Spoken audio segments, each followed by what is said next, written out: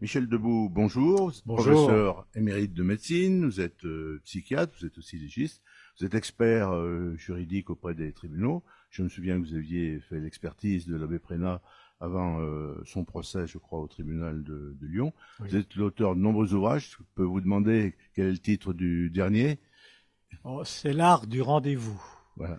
C'est un peu différent des Oui. ouvrages que j'avais écrits jusque-là. Oui, mais c'est une bonne réflexion sur C'est une notre réflexion attitude. sur la place des rendez-vous dans nos vies. Sans oublier le rendez-vous ultime. Oui, c'est un peu comme la prose de Monsieur Jourdain. Voilà. On prend rendez-vous sans le savoir. Tellement le rendez-vous est présent. Et si je suis là ce matin, c'est que nous avions rendez-vous, etc., etc. Voilà, mais ça va au-delà simplement de ce constat. Oui. Je crois que ce qui est important dans le rendez-vous, c'est que c'est l'engagement que l'on a l'un vis-à-vis de l'autre ou vis-à-vis des autres. Et la notion d'engagement est en train un peu de se déliter dans la société d'aujourd'hui. Et je crois que c'est une vraie question qui nous est posée. Et puis il y a aussi la place du numérique, qui fait que maintenant, pour prendre rendez-vous, on a une équation qui nous répond. C'est pas un humain qui nous répond, c'est une équation. Alors comment voulez-vous avoir confiance en une équation? Et c'est pas fini avec l'intelligence artificielle et son développement. Exactement. J'ai presque envie de vous poser la question. Quel sera le prochain ouvrage? Je suis sûr que... Je suis pas encore sûr, mais on en reparlera, voilà, volontiers d'ailleurs. Alors on va parler de l'actualité. Depuis maintenant 13 mois, Saint-Étienne est plongé dans une sordide affaire politique, probablement la plus grave de l'histoire récente. Oui. Depuis la rentrée des classes, on parle beaucoup et c'est une bonne chose, du harcèlement scolaire. Il y a même des mesures qui sont prises, d'autres qui sont même annoncées. Enfin, c'est pris au sérieux. Est-ce que vous compareriez le cas de ce qui est arrivé à Gilles Artigue avec ces harcèlements scolaires qui ont parfois conduit des enfants et des adolescents, encore un très récent de 15 ans, qui s'est suicidé? Vous savez que je suis un de ceux qui a alerté l'opinion publique et les pouvoirs publics sur la question du suicide. Et de sa prévention, à travers une association et surtout d'un avis du Conseil économique et social, ce qui avait été le premier avis public sur cette question de la prévention du suicide. Donc je crois bien connaître ces problèmes. Et là je parle vraiment en professionnel. Oui. C'est grave. Harceler quelqu'un, c'est très grave. Et ça peut, vous l'avez rappelé, mener au suicide. Gilles Artigue a évoqué à plusieurs reprises devant la presse. Gilles Artigue l'a évoqué, et d'ailleurs, c'est pour ça que j'avais déjà réagi dans un article qui avait été repris par le journal Le Progrès. Gilles Artigue était dans une situation d'emprise avec des auteurs qui l'ont en permanence menacé de dévoiler quelque chose de l'ordre de l'intime. Des images intimes.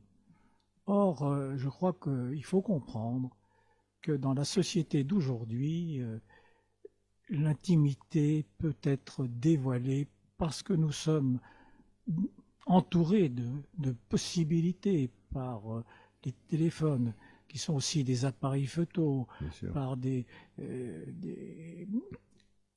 protections qui sont maintenant miniaturisés. Bref, on peut vous photographier ou même faire une vidéo, faire des montages. À tout moment, faire des montages.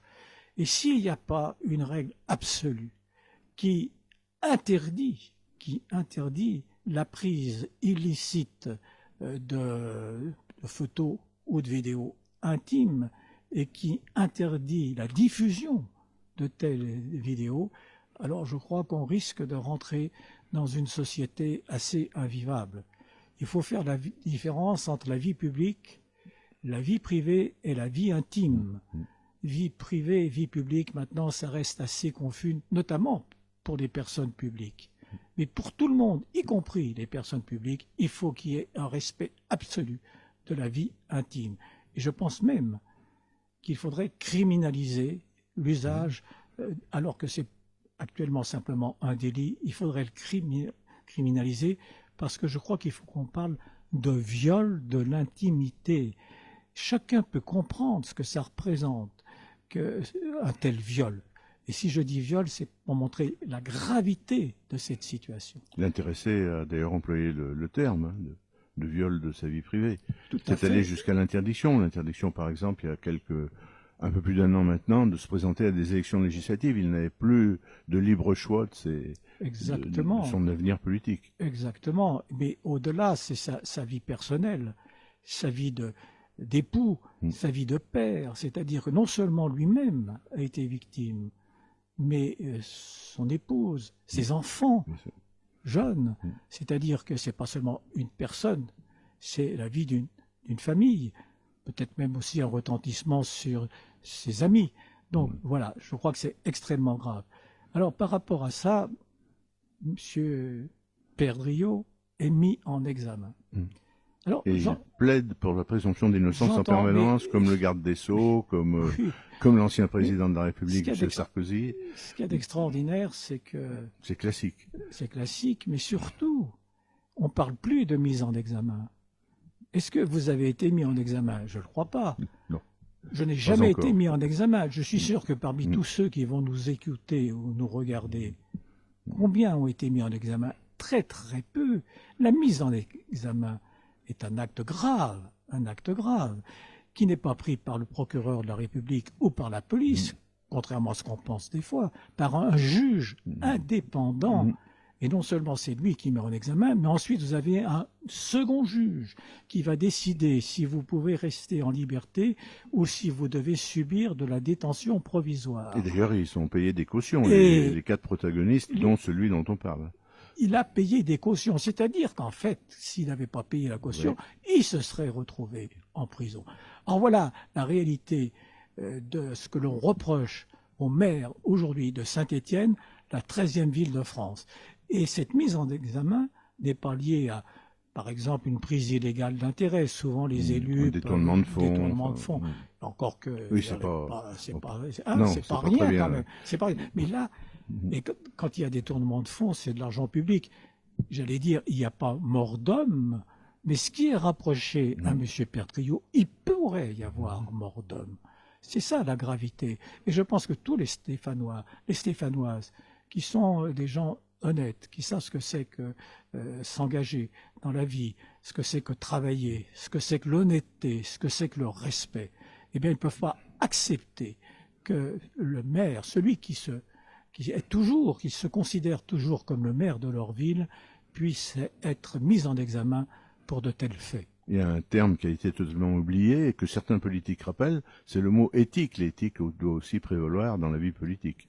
C'est l'éthique, mais là, même s'il n'y a pas de loi ou de décret. On est bien au-delà de l'éthique, puisqu'on est dans une infraction pénale. Ça va bien au-delà de l'éthique. Une infraction pénale que j'ai moi-même qualifiée de crime. Donc, si vous voulez, actuellement, voilà la réalité. Et on comprend comment ça peut entacher notre ville elle-même. C'est pas seulement M. Perdriau qui est en cause, et chacun le ressent bien. Et maintenant, les Stéphanois, quand on parle de leur ville, ils savent bien qu'on a aussi, ceux qui ne sont pas d'ici, ils ont cette image qui colle, comme le sparadrap du capitaine Haddock, sur l'image de la ville. Or, la ville, l'image d'une ville, c'est important, on le sait bien. Et on le voit par certaines manifestations, il faut qu'on soit tous fiers de notre ville. Comment pouvons être nous fiers de la ville de Saint-Étienne alors que le maire qui reste en place, si vraiment M. Perdriau était soucieux des habitants de cette ville, s'il était soucieux de l'avenir de notre ville, je crois que lui-même se serait mis en retrait de ses fonctions de maire. Et s'il considère qu'il est innocent, il aurait attendu le procès pour montrer son innocence. Et ensuite, il aurait repris ses fonctions de maire. Voilà ce qu'aurait dû faire M. Perdriau. Mais évidemment, il s'accroche. Il s'accroche au pouvoir, et il attend que l'orage passe. Est-ce qu'on peut dire ça il attend que l'orage passe, mais pendant ce temps-là, c'est les Stéphanoises, les Stéphanois, et aussi M. Artigue, et aussi M. Lionel Boucher, qui a été sanctionné, relevé de alors qu'ils sont les victimes. C'est-à-dire l'auteur présumé, en tout cas mis en examen pour de tels faits, lui reste en place, et c'est M. Artigue et M. Boucher qui doivent quitter leurs fonctions. En tout cas, pour Lionel Boucher et pour M. Artigue, il maintient ses fonctions, mais vous savez, dans des conditions un peu difficile. Donc voilà, c'est d'ailleurs on marche sur la tête, c'est l'accusé qui est protégé, alors que c'est la victime qui paye les frais. Ça, ce n'est pas acceptable. Alors, est-ce qu'on peut dire en conclusion quand même que d'abord Gilles Artigue a été bien soutenu par sa famille, ses 4 enfants, son épouse, qui sont vraiment à ses côtés dans ce combat. Et puis on a l'impression aussi, je le dis en tant que journaliste pour l'avoir interviewé, que sa parole s'est libérée aussi après l'éclatement du scandale. Heureusement qu'elle a pu se libérer. Et heureusement qu'il avait ce soutien. Parce que je pense que sans ce soutien, il aurait eu des difficultés. Il l'a lui-même exprimé. Je n'invente rien, je ne dis pas cela par simplement commodité de discours. Non, non, c'était extrêmement grave ce qui s'est passé. Heureusement qu'il a pu maintenant se reconstruire après des années où il s'est senti menacé, où il s'est senti pris au piège, un piège sordide contre lui. Alors, vous savez, un maire peut être révoqué par décision du Premier ministre. Oui. C'est possible. Il y a d'ailleurs eu un maire qui a été révoqué justement pour prise illégale d'intérêt. Et là, le Premier ministre n'a pas hésité. Mais oui, quand c'est de l'argent qui est en cause, alors là, on y va. Mais quand c'est la vie d'une personne, alors là, on ne fait rien. Moi, j'appelle la Première ministre qui nous dit à longueur de journée que maintenant, le harcèlement, c'est fini. Elle dit que le harcèlement scolaire, c'est fini. Et que maintenant, c'est l'élève qui est accusé. Qui sera obligé de changer d'établissement scolaire. Qui, lui, changera d'établissement, avant même d'ailleurs d'être jugé, qui changera d'établissement, et que la victime restera en place. Eh bien, pourquoi elle n'applique pas cette règle qui me paraît tout à fait bienvenue? Pourquoi elle ne l'applique pas pour le maire de Saint-Étienne? C'est le maire de Saint-Étienne qui doit quitter ses fonctions. C'est pas M. Artigue, c'est pas M. Boucher, c'est pas les Stéphanois qui doivent payer la situation. Et j'appelle vraiment la Première ministre, si elle est déterminée à lutter enfin contre le harcèlement moral, et d'ailleurs j'en parle en connaissance de cause, auteur d'un rapport, j'ai été l'auteur du premier rapport sur cette question au Conseil économique et social. Il y a une vingtaine d'années. Il y a une vingtaine d'années. Je sais de quoi je parle. Et vraiment, si la ministre, au-delà des paroles, parce qu'ils sont assez coutumiers, les paroles beaucoup, mais les actes très peu. Alors voilà, il y a une occasion de passer à l'acte et je crois que ça sera bien à la fois pour les victimes, mais ça sera bien pour la population stéphanoise. Merci beaucoup, Michel Debout. Merci à vous.